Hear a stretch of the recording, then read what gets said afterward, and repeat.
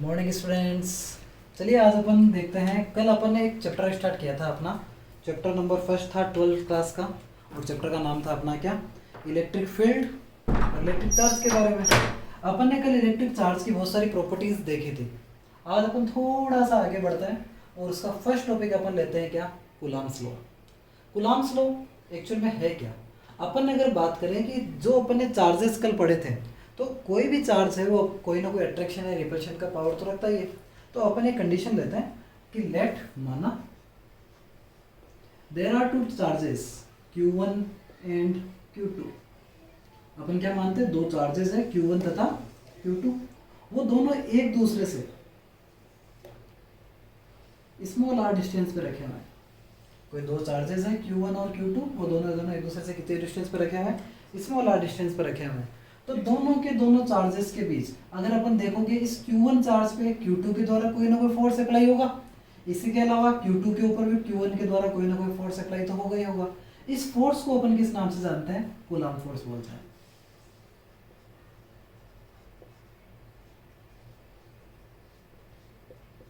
यानी इसको किस तरह डिफाइन कर सकते हैं, there will be a force of attraction and repulsion between two charges is known as Coulomb force. अब अपन मेन जो अपना कूलम्ब्स लॉ है, इस कूलम्ब्स लॉ को अपन अगर वेरी करें तो एक्चुअल में कुछ कंडीशंस है। होता क्या है, फर्स्ट कंडीशन इसमें लेते हैं कि तो Coulomb force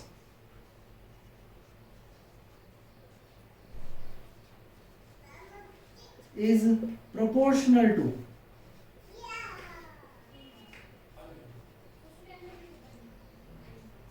product of charges. जो कूलम्ब फोर्स है वो क्या होता है, proportional to product of charges. यानी फोर्स को किससे रिप्रेजेंट करते हैं अपन, F से रिप्रेजेंट करते हैं। यानी F प्रोपोर्शनल रहेगा प्रोडक्ट ऑफ चार्ज। चार्ज कौन से हैं, Q1 और Q2, दोनों के प्रोडक्ट के बराबर। इसी तरह सेकंड स्टेटमेंट क्या आता है, एंड इनवर्सली प्रोपोर्शनल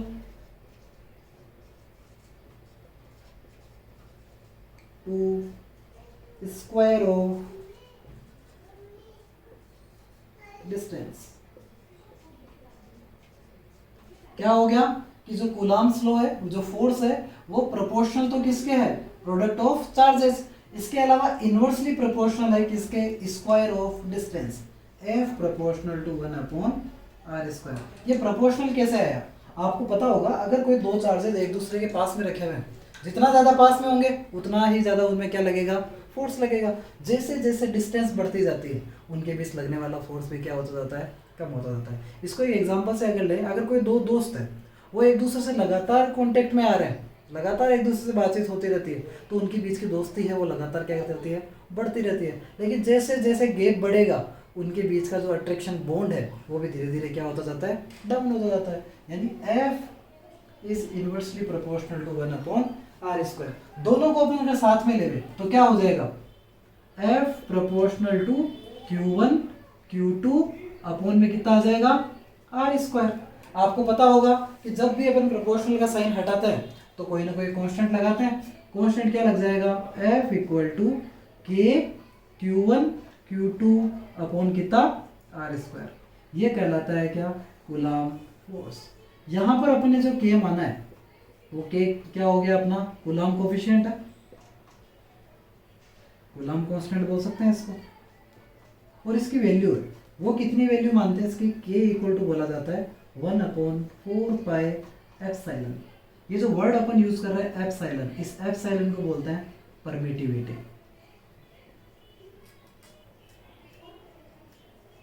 इसको किस नाम से जाना जाता है, परमिटिविटी के नाम से जाना जाता है। और एक्चुअल में इस परमिटिविटी की वैल्यू कितनी होती है, परमिटिविटी अपन अब जब भी निकालते हैं, इस एप्सिलॉन को अगर अपन फॉर्मूले से कनेक्ट करें, एप्सिलॉन इक्वल टू क्या होता है, epsilon equal to epsilon naught multiple of epsilon r।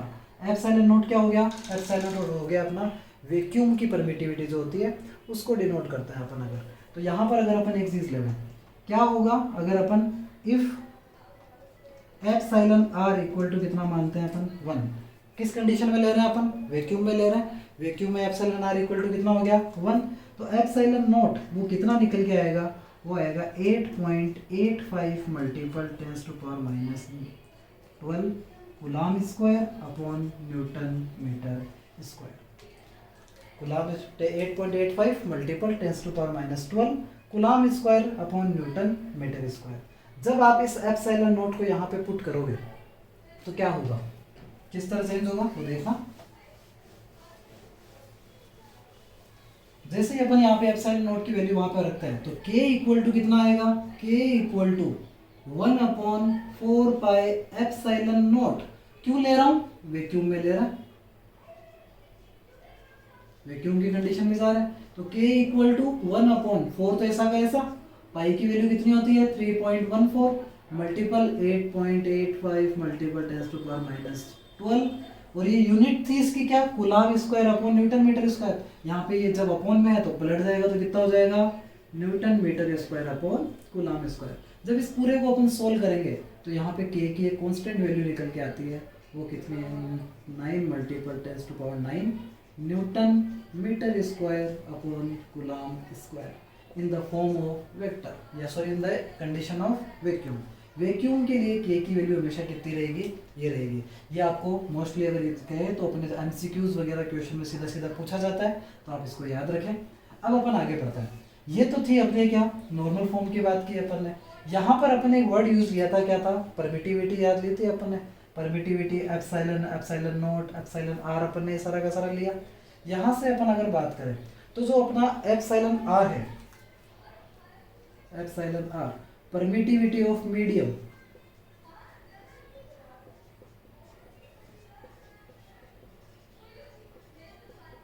वो डिपेंड करती है अलग अलग मीडियम पे। अपन ने वैक्यूम के लिए अप्रोक्सीमेट कितना मानते हैं अपन, 1 मानते हैं। एयर की अगर बात करोगे तो वहां पर कितना आता है, 1.006, यानी यहाँ पर भी अप्रोक्सीमेट कितना लेते हैं अपन, 1 ही लेते हैं। लेकिन जब आप वाटर की बात करोगे, वाटर के लिए कितना रहेगा, वाटर के लिए रहता है अपना कितना 80। इसके अलावा अगर आप कोई भी मीडियम में अगर अपन मिरर काम में ले लें, कांच अगर काम में ले लें अपन, तो मिरर के लिए 3 to 4 के बीच का ये रहता है। तो ये सबसे सारी की सारी वैल्यूज आती है एप्सिलॉन आर परमिटिविटी की।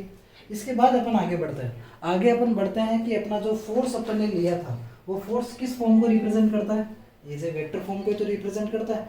अगर अपन इसको वेक्टर फॉर्म के अंदर समझना चाहें तो अपनी फोर्स की वैल्यू क्या थी, फॉर्मूला अपना क्या था, वही था, उसी को देखिएगा।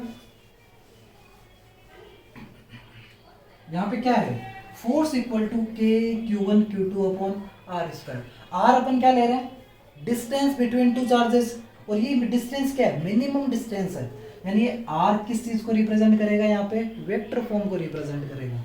और अपन r को क्या लेते हैं, एज ए मैग्नीट्यूड ही काम में लेते हैं। तो अपना in the vector form f vector equal to कितना आएगा, k तो कांस्टेंट है, कोई मतलब कि नहीं, ऐसा कैसा रखो, q1 q2 दोनों चार्जेस है, दोनों के कोई वेक्टर का फर्क पड़ेगा नहीं। यहाँ पे अपना काम में क्या आएगा, मोड ऑफ r वेक्टर का स्क्वायर। मोड अपन ने क्यों लिया, मैग्नीट्यूड लिया, क्योंकि अपन डिस्टेंस अपने नॉर्मल आती है किलोमीटर मीटर में, यानी जो भी वेक्टर होगा उसका किस फॉर्म में आएगी, अपने मैग्नीट्यूड फॉर्म में आएगा। और जब भी अपन किसी चीज को वेक्टर फॉर्म में रिप्रेजेंट करते हैं, साथ में अपने क्या लग जाता है, unit vector r cap. Okay, आपको पता होगा मैथमेटिक्स की एक टर्म है यूनिट वेक्टर ऑफ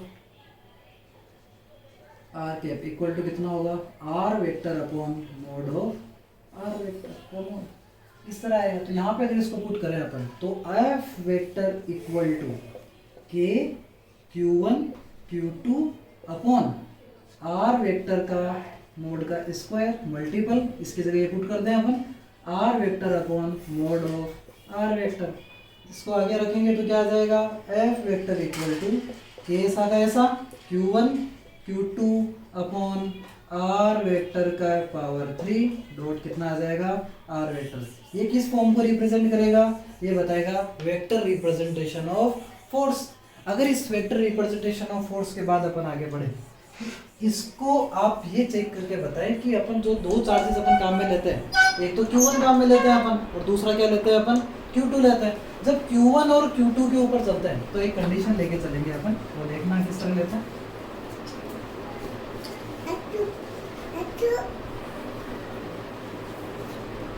यहाँ पे क्या होगा, अपन एक चीज लेते हैं कि माना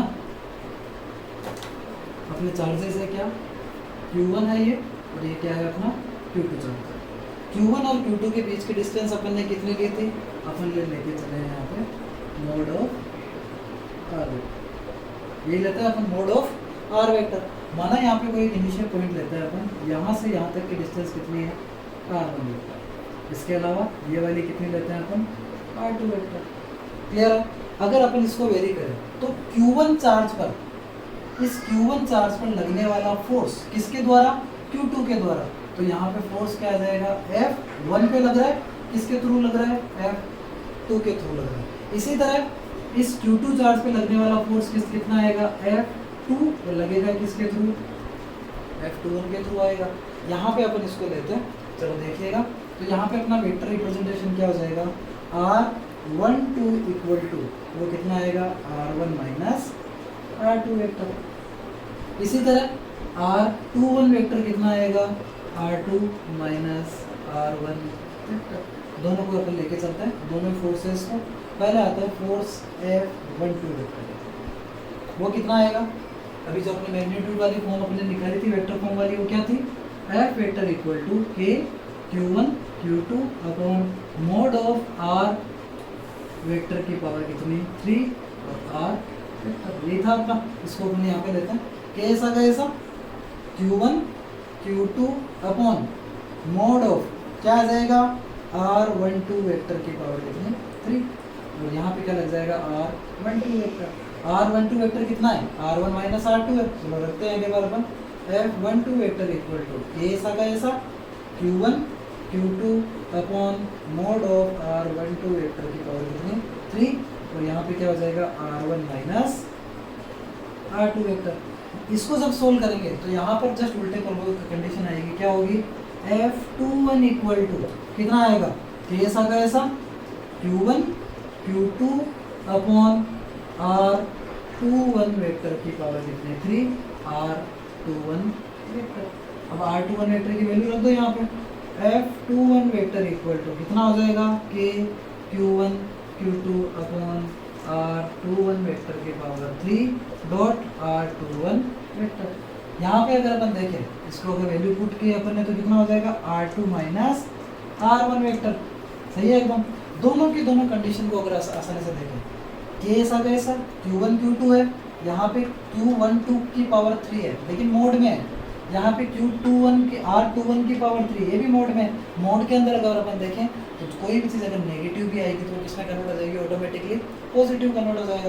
यानी मोड ऑफ R12 बराबर होगा किसके, मोड ऑफ R21 के। यहाँ पे अपन ले सकते हैं mod of R12 vector equal to कितना, mod of R21 vector. Clear है? बस चेंजेस क्या है, ये क्या है R1 माइनस R2 और ये क्या है R2 माइनस R1। यहाँ से अपन माइनस कॉमन निकाले अगर क्या होगा, F21 वेक्टर इक्वल टू कैसा कैसा माइनस बाहर निकाल रहे हैं, Q1 Q2 upon mod of R21 या 1 2 की पावर कितनी 3 डॉट क्या लग जाएगा R1 माइनस R2 वेक्टर। यहाँ पे क्या आ गया अपना R1 माइनस R2 वेक्टर। तो अब एक चीज देखिएगा, अपनी जो इक्वेशन है वो किस तरह कन्वर्ट हो रही है। यहाँ पर अपना क्या हो जाएगा F21 vector equal to minus तो ऐसा का ऐसा। अभी इस वाली टर्म को देखो K Q1 Q2 upon R12 की पावर 3 R1 माइनस R2, ये वाली टर्म भी तो है। ये सारी की सारी किसके बराबर है, F12 वेक्टर के बराबर होगा। यानी इस स्टेटमेंट का मतलब क्या है कि अगर कोई दो चार्जेस अगर एक साथ रखे हुए हैं तो दोनों के ऊपर लगने वाला अल्टरनेट फोर्स एक दूसरे के थ्रू लगेगा। Q1 पे लगेगा Q2 का और Q2 पे लगेगा किसका, Q1 का। दोनों के दोनों फोर्स हमेशा क्या होंगे, इक्वल होंगे। कब, यदि दोनों के दोनों चार्ज भी अपने को क्या दिए हुए हो, इक्वल मैग्नीट्यूड में दिए हुए हो। तो अपना स्टेटमेंट क्या रहेगा, force between two stable charges always remain same but in opposite direction. ये नेगेटिव साइन किसको बताता है, अपोजिट साइड को रिप्रेजेंट करता है। ये कहलाता है वेक्टर रिप्रेजेंटेशन ऑफ फोर्स। अब अपन एक चीज पे आते हैं, वो है अपना सुपरपोजिशन ऑफ चार्जेस। अपन अब तक दो चार्ज ही लेके चले। अगर अपन एक कंडीशन ले लें कि अपने पास कितने चार्जेस दिए हुए हो, सिस्टम में अपने पास n चार्जेस दिए हुए हो, तो अपना टोटल फोर्स कितना रहेगा। तो अपन लेट देयर आर कितने अपन ले लेते हैं Q1, Q2, Q3, Q4 charges इन सिस्टम। किसी सिस्टम में क्या लिया हुआ है, इतने सारे चार्ज हैं। एक टेस्ट चार्ज भी ले लेते हैं अपन, यहाँ पे अपन क्या ले लेते हैं, टेस्ट चार्ज लेते हैं, एक चार्ज Q। ओके, इसका अपन डायग्राम अगर ड्रॉ करें किस तरह होगा देखिएगा।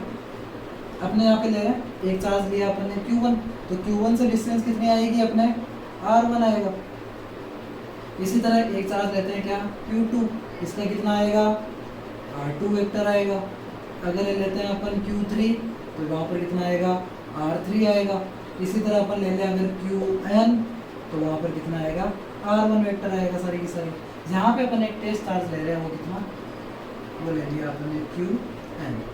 जब Qn लिया तो Q1 के थ्रू या Q0 ले लिया, इसको Q1 लिया, Q0 लिया, इस Q1 पर लगने वाला फोर्स, Q1 के थ्रू लगने वाला फोर्स कितना होगा, F0 पे लग रहा है फोर्स, किसके थ्रू लग रहा है, 1 के थ्रू लग रहा है।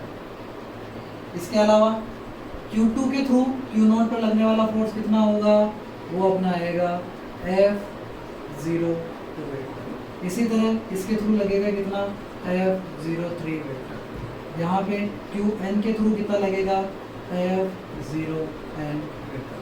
तो टोटल फोर्स कितना आएगा, अगर अपन सॉरी गलत हो गया यहाँ से, अगर अपन यहाँ पे ले लें, ये टोटल फोर्स कितना आएगा, F0n वेक्टर। तो total force F equal to sum of all forces, sum of all forces यानी F1 vector plus F2 vector plus F3 vector plus Fn vector. जितने भी फोर्स लग रहे हैं वो सारे के सारे एक दूसरे के क्या हो जाएगा, सम आ जाएगा, वो अपना क्या कहलाएगा, सुपरपोजिशन को रिप्रेजेंट करेगा। इसको अपन प्रूफ करते हैं, एक बार देखते हैं क्या आता है। चलो देखते हैं आगे। यहाँ पर अगर अपन ले रहे हैं इसको, क्या होगा वो देखते चलना। पहला फोर्स कौन सा लग रहा है अपना, फर्स्ट कंडीशन की बात करें, Q0 पर, ऑन Q0 फोर्स F01, यानी चार्ज 1 के थ्रू कितना लगेगा, F01 लगेगा। तो वो कितना आएगा, F01 वेक्टर इक्वल टू कितना आ जाएगा, के ऐसा का ऐसा Q0 Q1 अपॉन कितना आ जाएगा, R01 वेक्टर का तो साथ में क्या लग जाएगा, R01 के। इसी तरह नंबर 2 क्या, ऑन Q0 पे फोर्स लगेगा बाय Q1 Q2 के थ्रू कितना लगेगा, तो वो कितना होगा, F02 वेक्टर इक्वल टू के Q0 Q2 upon R02 vector के पावर 2 और R02 के। और अगर इसी तरह अपन आगे बढ़ते जाएं तो अपन ले लें ऑन Q0 चार्ज पर Qn के थ्रू लगने वाला फोर्स कितना होगा, F0n वेक्टर इक्वल टू के ऐसा का ऐसा Q0 Qn अपॉन R0n की पावर 2 डॉट R0n। इन सबको अपन क्या ले लेते हैं, सुपरपोजिशन में ले लें, यानी टोटल फोर्स अगर निकालेंगे तो यहाँ पे क्या कर देते हैं, ये सबको जोड़ देते हैं। तो क्या आ जाएगा, F वेक्टर इक्वल टू पहला F01 कितना है, K Q0 Q1 upon R01 vector की पावर 2 R01 के plus K Q0 Q2 upon R02 vector की पावर 2 R02 के प्लस प्लस कितना रहेगा, K Q0 Qn upon R0n vector की पावर 2 डॉट R0n के। यानी सारा का सारा क्या करता जा रहा है, जुड़ता जा रहा है। यहाँ पे जो कॉमन आ रहा है वो निकाल लेते हैं। K सब जगह कॉमन है, बाहर निकाल लो। Q0 सब जगह कॉमन है, उसको भी बाहर निकाल लो। अंदर क्या बच रहा है, Q1 अपॉन R01 वेक्टर की पावर 2 R01 के। सिमिलरली Q2 अपॉन R02 की पावर 2 R02 के प्लस Qn अपॉन R0n की पावर 2 R0n के। यहाँ पर इन सबको अगर अपन एक समेशन में ले रहे हैं तो क्या वैल्यू आएगी अपनी, वो देखिएगा। टोटल फोर्स वो कितना हो जाएगा अपना, total force F equal to क्या होगा अपना, F इक्वल टू K तो ऐसा का ऐसा Q0 ऐसा का ऐसा बाकी सारे सब में आ रहे हैं, एक दूसरे से जुड़ते जा रहे हैं, तो अपने को पता है समेशन कहाँ से लेंगे, i इक्वल टू 0 से ले लें या 1 से ले लेते हैं क्योंकि 0 लिया हुआ है। i इक्वल टू 1 से लेके कहाँ तक जा रहा है, n तक जा रहा है। क्या आएगा, qi अपॉन r0i का होल स्क्वायर डॉट r0i के, ये कहलाता है सुपरपोजिशन ऑफ चार्जेस। कि अगर किसी सिस्टम में n चार्जेस एक साथ रखे हुए हैं तो उनके ऊपर लगने वाला टोटल फोर्स कितना आएगा, वो अपना आएगा F equal to, vector form में है, F vector equal to k q naught qi r0i vector dot कितना हो गया ये। अब अपन एक छोटा सा न्यूमेरिकल लेते हैं, जो अपन ने फोर्स अपन ने पढ़ा है उस फोर्स को प्रूव करने के लिए अपन एक न्यूमेरिकल ले रहे हैं। क्या ले रहे हैं अपन कि अपने पास क्या है, एक इलेक्ट्रॉन दिया हुआ है, एक इलेक्ट्रॉन है, इलेक्ट्रॉन का चार्ज आपको पता है, यानी Q1 कितना हो गया, -1.6 मल्टीपल 10⁻19 कूलम। एक अपने को दिया हुआ है प्रोटॉन, प्रोटॉन का चार्ज कितना होता है, +1.6 मल्टीपल 10⁻19 कूलम। दोनों के बीच की डिस्टेंस, डिस्टेंस आपको कितनी दी हुई है, डिस्टेंस अब यहाँ पे दी हुई है अपने को 0.53 मल्टीपल 10⁻10 मीटर, यह आपको दी हुई है यहाँ पे क्या डिस्टेंस। पूछा क्या है, आप इसके ऊपर लगने वाले फोर्स की वैल्यू फाइंड आउट करो। ठीक है, चलो आ जाते हैं। हम जानते हैं F इक्वल टू क्या होता है, K Q1 Q2 upon R square, मतलब फॉर्मूला अपने को पता है। F इक्वल टू K की वैल्यू आपको पता है कितनी होती है, 9 मल्टीपल 10⁻9। Q1 कितना, -1.6 मल्टीपल 10⁻19 और Q2 कितना, 1.6 मल्टीपल 10⁻19 अपॉन R स्क्वायर, यानी जो भी डिस्टेंस है उसका क्या हो जाएगा, 0.53 मल्टीपल 10⁻2 सॉरी -10 मल्टीपल 0.53 मल्टीपल 10⁻10। ये क्या आ गया, इसका टोटल फोर्स आ गया। जब इन सबको अपन सोल्व करेंगे, सोल्व करने पर अपना आंसर आएगा F equal to -8.2 multiple 10⁻8 newton. और यहाँ पे आपको पता है फोर्स की यूनिट क्या आती है, न्यूटन आती है, तो अपना ये क्या हो जाएगा, सोल्व हो जाएगा। अपन नेक्स्ट चैप्टर में सॉरी नेक्स्ट टॉपिक में अपन जब डिस्कस करेंगे तो वहाँ पर अपन पढ़ेंगे क्या कि किस तरह इलेक्ट्रिक फील्ड फाइंड आउट किया जाता है। ये तो अपना क्या निकल गया, फोर्स अपन ने पढ़ा है आज। तो कल जब अपन नेक्स्ट क्लास में बात करेंगे वहाँ पर देखेंगे कि जो चार्ज अपन ने रखा है उस चार्ज के थ्रू लगने वाला फोर्स कितना होगा, उस फोर्स की इंटेंसिटी कितनी होगी, यानी अपन वहाँ पे कैलकुलेट करेंगे electric field due to charge. किसी कूलॉम के लॉ को अपन आगे बढ़ाते हुए इसको देखेंगे। तब तक के लिए thank you, have a nice day.